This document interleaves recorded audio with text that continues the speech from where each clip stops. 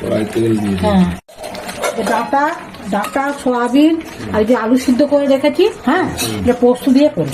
আচ্ছা ঠিক আছে, দিয়ে দিয়ে দিলাম, ভেজে নিই সব সিদ্ধ করে, আলুগুলো দিয়ে দিচ্ছি। এবারে লবণ আর হলুদ দিয়ে দিচ্ছি, লবণ দিয়ে দিলাম।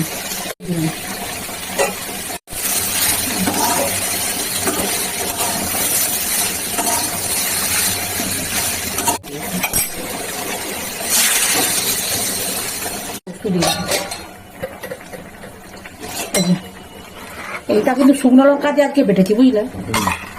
আজকে শুকনো লঙ্কা দিয়ে পোস্তটা বেটেছি। পোস্ত দিয়ে দিয়েছো, তাহলে এটার নাম দিচ্ছ সজনে ডাঁটা পোস্ত। হ্যাঁ হ্যাঁ হ্যাঁ হ্যাঁ কমপ্লিট। হ্যাঁ হ্যাঁ, আবার কি?